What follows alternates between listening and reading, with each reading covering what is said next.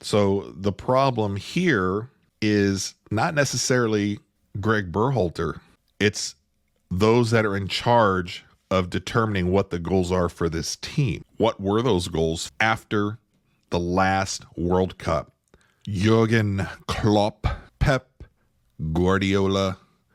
It's been 3 days since the U.S. team was knocked out of La Copa. Had somebody write to me in the comments section that I would sound much cooler if instead of saying Copa all the time, I would say La Copa. But I don't know if they were kind of messing with me or not. 3 days outside of the U.S. being eliminated from Copa. And where are we as a team, organization? You know, there was a time, long time ago, I'm an old guy, right? Old head, where I would fantasize about being with Angelina Jolie and Katie Holmes. I definitely had a type physically, right? And I feel like the names of Klopp and Guardiola for coaching the U.S. men's national team, it's nice to kind of fantasize about, but what's the real purpose of it? Now, if that does happen by some just strange miracle that statistically isn't going to happen, but let's just say it does, then obviously we would all be very ecstatic and happy and looking forward to what is going to be, or what should be, a fantastic home World Cup here in the United States in a couple years. I'd like to think more rationally about it. I don't think we need, and I don't think it's realistic to think that a coach of that caliber, on the Klopp, on the Guardiola level, would want to have anything to do with the U.S. men's national team. One, I don't think it's that attractive of a job for that level of coaches. Another thing that I think is going to prove somewhat difficult over the next few weeks, if something were to happen to Berhalter, which I don't think is going to materialize, this particular team, U.S. men's national team, can absolutely gain something from just a change at the helm. I think it's pretty noticeable, and I don't know necessarily if anyone can argue that a lot of the players and people that are involved, so Berhalter and all of the players, have become rather complacent with what's going on. There's definitely a positive culture that Greg has instilled on this team. Greg goes to bat for the players defend Greg. You can tell there's a strong relationship with everybody, and it sounds like even Gio is on board with, hey, you know, getting behind the team, supporting the coach and everything. Who knows if that's all like just putting stuff out there that, you know, Reyna's being a team guy or whatever. But I think we're to the point to where you need to kind of shake things up, and having somebody just different at the helm of this team would benefit these players tremendously. I don't think necessarily that you need to have somebody like Pep Guardiola, that you need to have somebody like Jurgen Klopp to come in and do this. And this is where I'm reaching out to you to let me know. I don't kid anybody. I'm a above average casual fan of the U.S. men's national team. I follow them internationally with their clubs. I love watching club football overseas. I don't think necessarily we need somebody that high profile of a coach to come in and drastically change what's going on.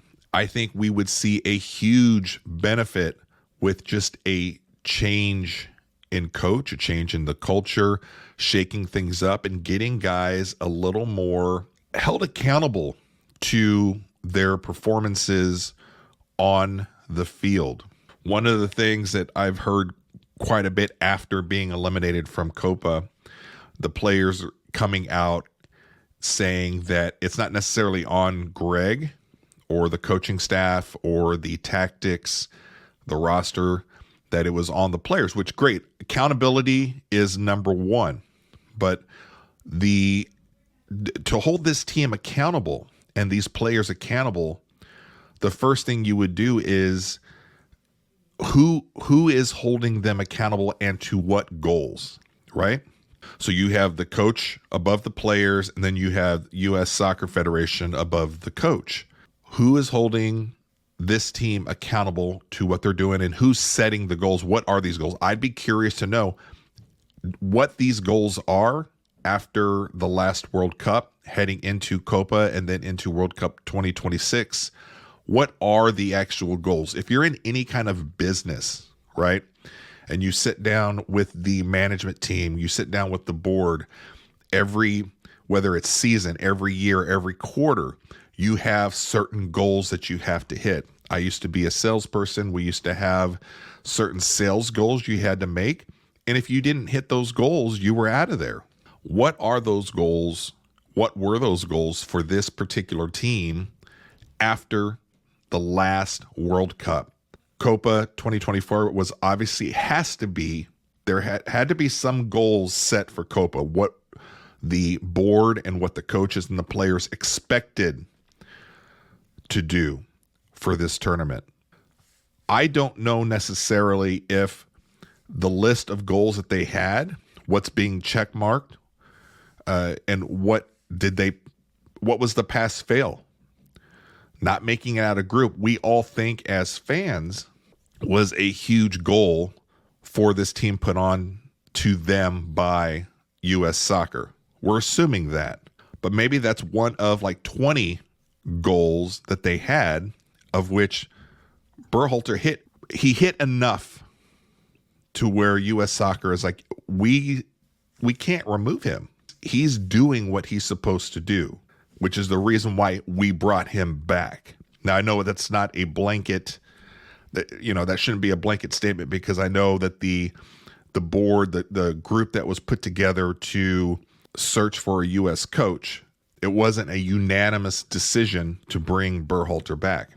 And obviously with him coming back, the group that didn't want him here, that group is in the minority of whatever discussion is going on behind the scenes.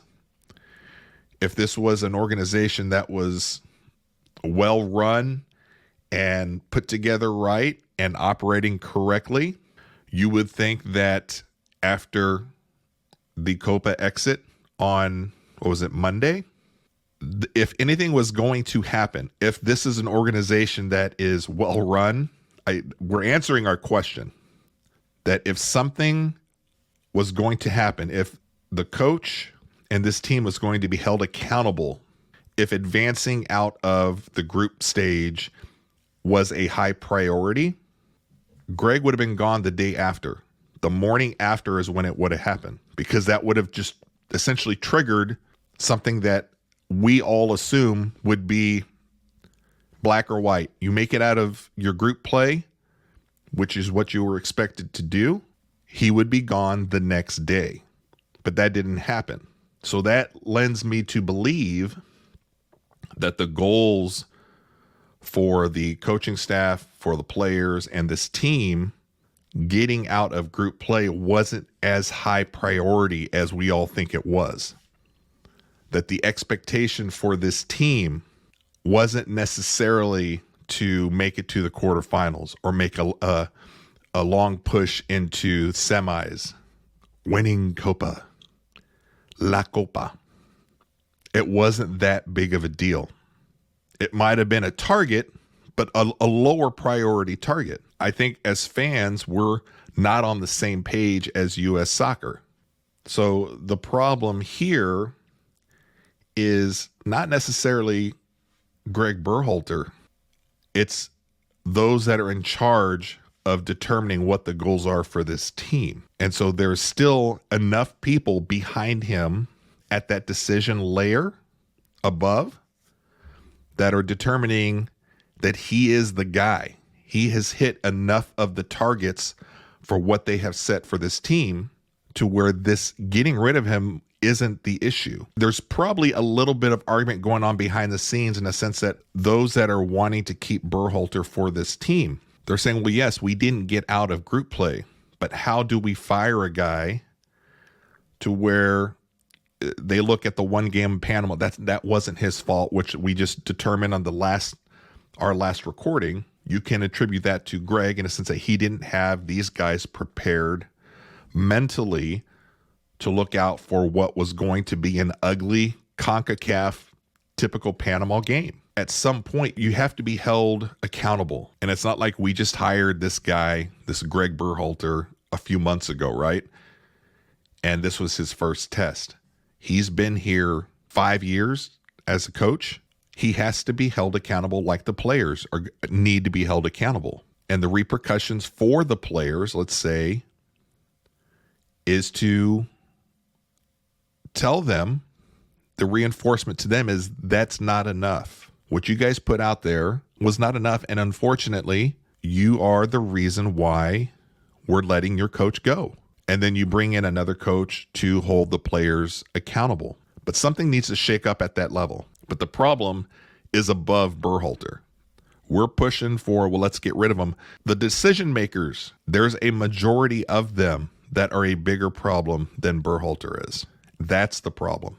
3 days after elimination, and we're all fantasizing on the fan side of things. Pep Guardiola, Jurgen Klopp, Klinsmann, let's bring Klinsmann back. Arena, let's bring Arena back.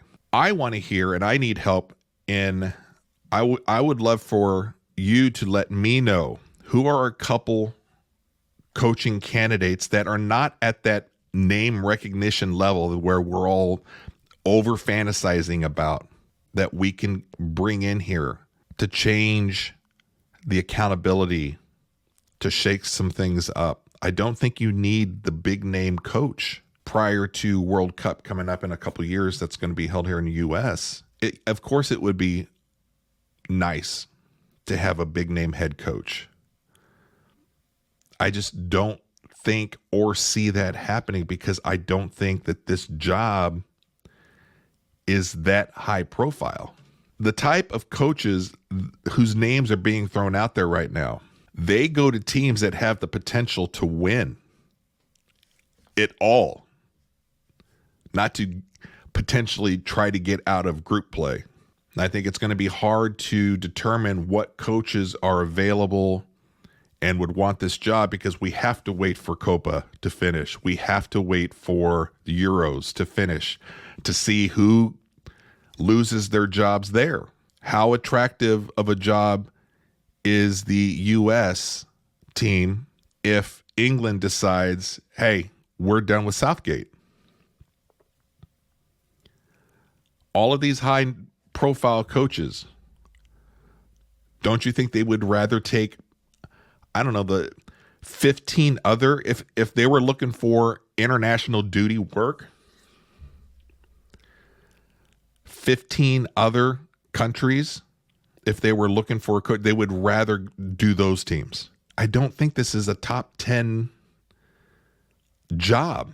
If I were just kind of take a look, if you were to show me the list of the top, the top 50 countries, is the U.S., are we top 20, top 30 in just the job? So I think there's going to have to be a lot of the other dominoes are going to have to fall with the other countries after these big tournaments are done before we see, okay, well, who's kind of left? And I don't think it needs to be a big name coach, but I would love to just start doing a little more research on some lesser named coaches that could have a huge impact. I would love to see that. If you wouldn't mind down in the comments, letting me know a couple coaching examples that are not high profile, coaches that I probably haven't heard of that would be a good fit to come in and manage some of these personalities. Get this still young group to push them into going to that next level. And then we can finally determine, okay, I think we all can now come to the conclusion that this collection, this group of players that we have is probably overrated from a U.S. fan perspective, but we don't know how much they are overrated until we bring in another coach to find out what they can get out of them. But I'm curious, so please let me know in the comments. Give me a couple coaching options, realistic coaching options that I probably haven't heard of. I would love to start doing some research on them, and then we will see. We'll play the waiting game and see, but I had to check before I started the recording just to make sure nothing happened to Greg prior to coming on. In the back of my head, although it's unlikely that he is being let go, I had to check. For the sake of the team, I'm hoping they let him go, because they just, whether or not you want to defend Greg, which I still haven't really seen or heard anybody like come on vocally and get behind. No, Greg is the guy. I would love to hear that.